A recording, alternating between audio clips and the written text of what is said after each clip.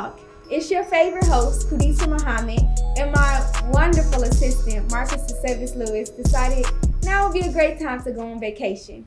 I'm here with Mr. John Reyes with the AIDS to Victims of Domestic Abuse. So let's just jump right in. Can you tell me a little bit about how you started with the AIDS to Victims of Domestic Abuse? Good morning and thanks for having me here. I started with AVDA, actually my first stint with AVDA was about 5 years ago. The majority of my career, more than 25 years, has been spent in the service of youth, teens, and families through various organizations around the city, from the YMCA, the Boys and Girls Club, Project Grad. And AVDA gave me the opportunity to still work with young people. 5 years ago, when they first started their prevention and education program working with young people, it gave me the opportunity to continue to serve teens, but in a whole different dynamic. I was learning so much about domestic abuse and domestic violence that I had never heard about. So I had a learning curve, and then I was actually teaching young people about it as well. I got recruited to do adult services, which is another thing that I had never done before, so I learned. And after 3 years, I got re-recruited by AVDA to come help expand what they're doing. So I really enjoy the organization. I'm really enjoying my second stint with them. That's amazing. Can you tell me a little bit about what specific types of aid this organization does for victims of domestic abuse? Sure. AVDA started 40 years ago this year, actually 40 years ago this month. Wow. With services, legal services, free legal services for survivors of domestic violence. And it's just expanded over the years. For as far as the legal services go, everything from protective orders, divorce, child custody, adoption, all those services we offer. We have legal attorneys that are on our payroll that we provide these services for free. Now, again, if you make X amount of dollars above, if you make a lot of money, chances are you're not going to get the services free, but it doesn't mean that we'll deny you. We also have legal advocacy. Let's just say you're in the beginning stages of understanding that you're in an abusive relationship and you want to get out. Our advocacy program helps with safety planning, connecting you with other resources that might help you to change your situation. We have a counseling department now. We just hired our second counselor. Awesome. We counsel survivors of domestic of violence, their children, children who are victims. We do this in individual sessions, group sessions, currently English and Spanish. And there's another angle, and this is where both of them come in, is another service we have a program called Battery Intervention and Prevention Program. 4 years after AVDA started, we were one of the founding organizations to do this program, where we teach abusers about being responsible for their actions. Awesome. BIP is an actual state licensed program. The majority of the participants in BIP are mandated to be there by the court, but if you yourself know that you are on the verge of becoming an extremely abusive person, you could sign yourself up for the program. And again, with that program as well, it's like group setting, currently being done via Zoom, but it's a group setting kind of thing.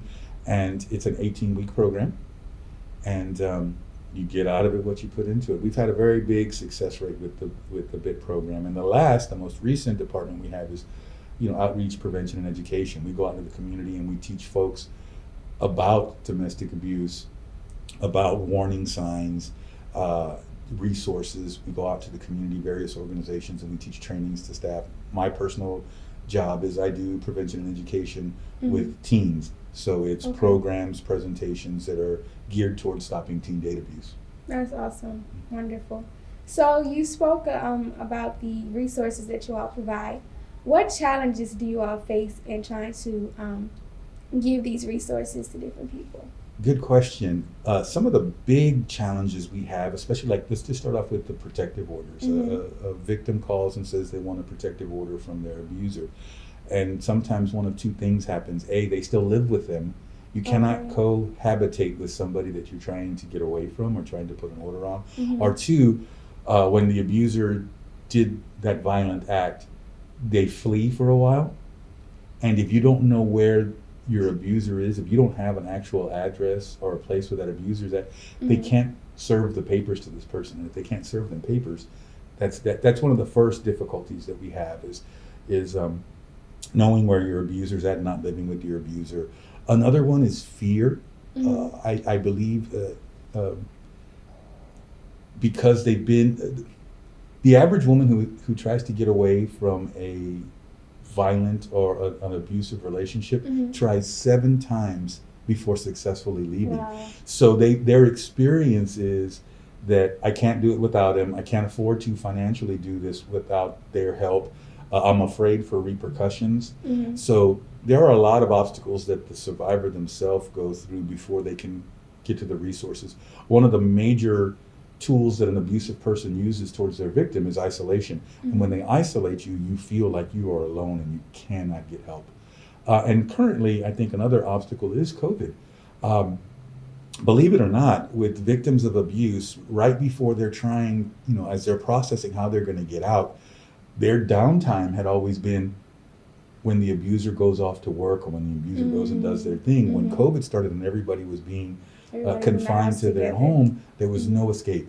There was no break. There was no ability to contact someone. So I think that made it difficult. The first month of COVID, the numbers dropped, believe it or not, but that was because people couldn't report. And then once people started stepping out, the numbers just skyrocketed on the calls and reaching out for help. So, do you think that there are certain economic or environmental things that may contribute towards someone being more susceptible to being an abuser or to being abused?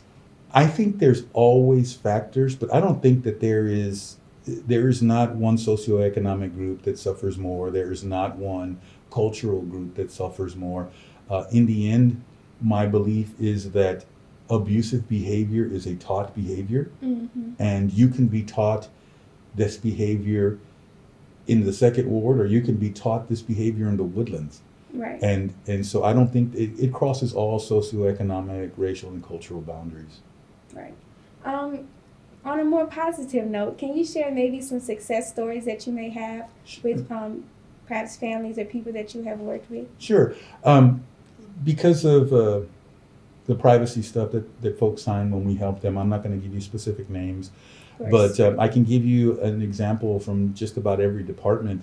In our legal department, we had one, and you can find her story actually on our website.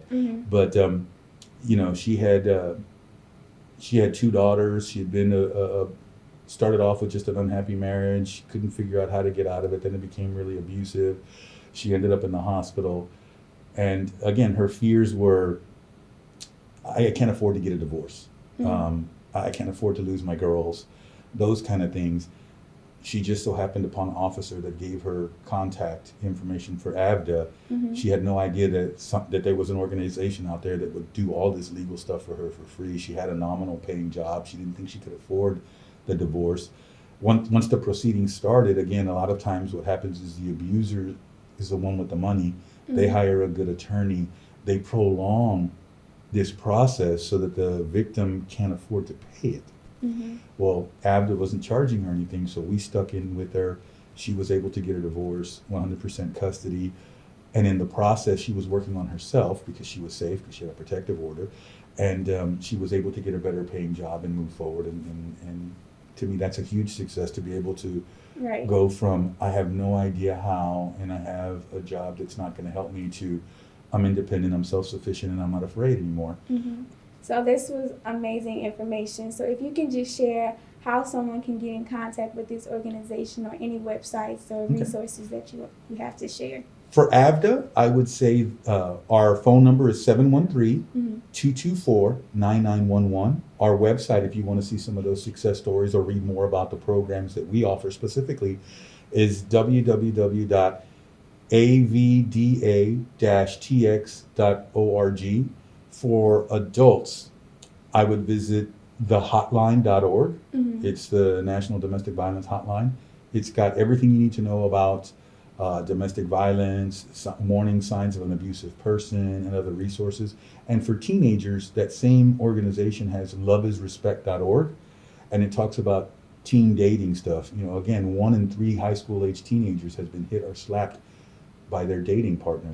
So it's good information, good resources. Now, the only thing I would say, and I always like to put this in there, if you are in an abusive relationship and your abuser is very controlling of you, especially if you live with them, be very careful of who you call and what websites you visit, because if they're paying your phone bill or they're in charge of the computer, they could be monitoring the things that you're doing. So if you're in that type of abusive relationship, you need to be mindful of that and try to find a secondary way to get to those resources.